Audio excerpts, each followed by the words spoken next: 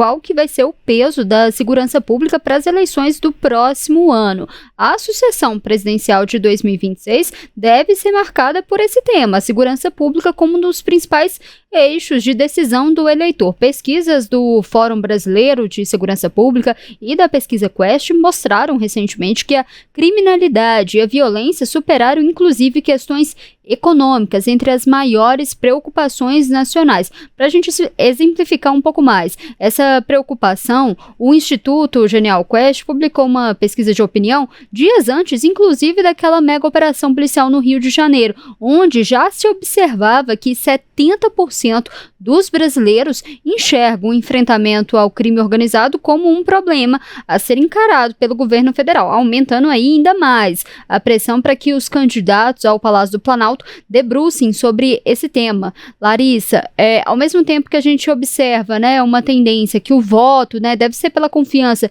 em quem vai parecer ser mais eficaz para poder restaurar essa sensação de proteção, a gente também vê uma briga no Congresso por quem que é o dono da pauta da segurança pública. Historicamente, a gente vê a direita mais ligada a essas questões da segurança, mas a esquerda e o governo Lula, eles estão tentando reverter essa situação. A questão é que eu te pergunto, a polarização tem permitido esse governo navegar sobre essa seara, Larissa? O governo vai conseguir manter essa proposta de uma maior federalização sobre a segurança?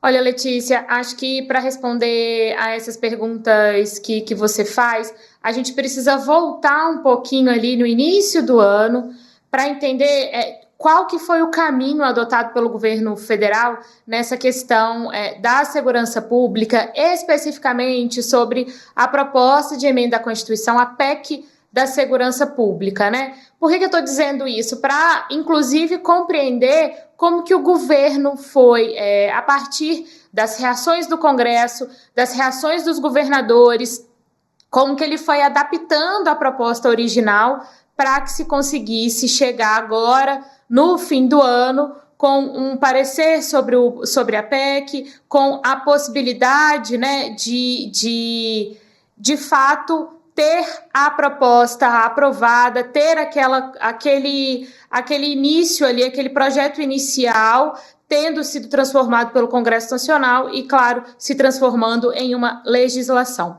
Bom, a gente viu no início do ano, logo quando o debate sobre a PEC da segurança começou no governo federal, com representantes de entidades, enfim. Logo que aquele debate começou, de fato, o governo buscava, não digo nem aumentar a federalização de temas relacionados à segurança pública, mas tentava, de fato, ali trazer para Brasília, colocamos assim, né, trazer para as decisões do governo federal alguns passos considerados importantes ali pelo Executivo Federal no que se trata do combate ao crime organizado, no combate à violência, né? Logo que veio, então, a primeira proposta, a reação principalmente dos governadores de direita, foi uma reação muito ruim, foi uma reação muito enfática no sentido de dizer que o que o governo federal estava tentando fazer era diminuir a autonomia dos estados, era centralizar decisões relacionadas à segurança pública, né, em Brasília, no Executivo Federal, e que os estados iriam perder a autonomia e, com isso, o combate ao crime organizado, o enfrentamento à violência nos estados e nos municípios poderia ficar comprometido, né? Bom, e aí essa reação acabou batendo também no Congresso Nacional, como você mesma disse, Letícia. Essa pauta da segurança pública sempre esteve mais associada à direita, a reação também não foi positiva, e o que a gente viu ao longo de um primeiro semestre de 2025 foi uma tramitação travada da PEC da segurança pública, né? Ainda que fosse uma grande aposta do governo para 2025, e claro, também contando com isso para as eleições presidenciais do ano que vem, né? Caso de fato o presidente Lula tente a reeleição, tendo isso como uma das bandeiras a serem defendidas e divulgadas ali como um dos feitos do seu governo, né?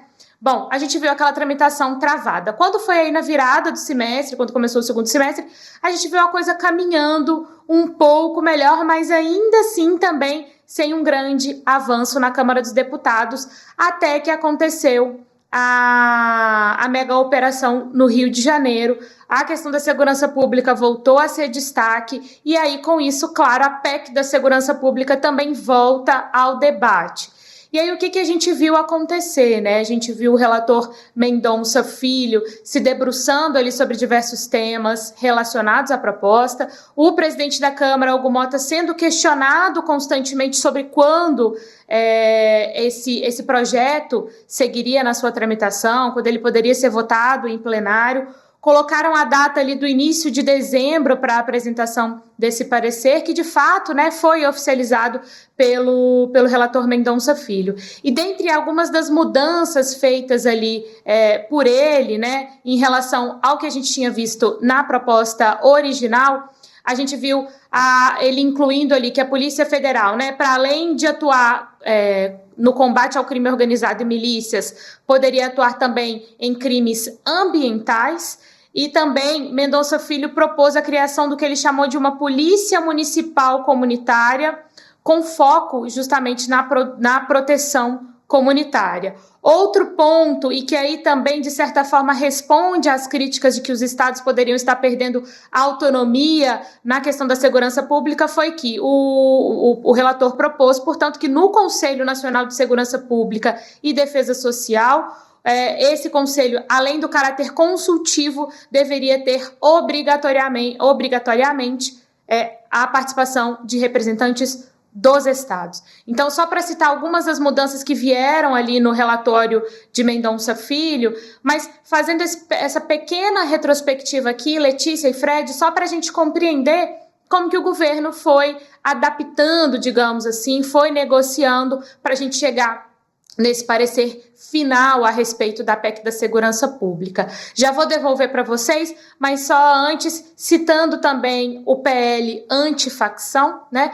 O PL antifacção que também foi fruto de muita negociação, né? O próprio relator do texto, o senador Alessandro Vieira, sentou com o ministro da Justiça, Ricardo Lewandowski, para discutir alterações em relação ao que havia sido aprovado pela Câmara, né? Na Câmara. Quando ele chega no Senado, ele já chega com aquela promessa de que mudanças seriam feitas, principalmente relacionadas ao financiamento da Polícia Federal, né? Aos recursos que poderiam ser disponibilizados para a Polícia Federal, e a gente viu, inclusive, o ministro da Justiça elogiando o novo texto, né, digamos assim, mas o parecer, o relatório que foi construído por Alessandro Vieira, um PL antifacção tentando ali, né, aprimorar os mecanismos de combate às organizações criminosas, aumentando penas, por exemplo, e também garantindo que os recursos da Polícia Federal não seriam, de alguma forma, retirados, diminuídos, para garantir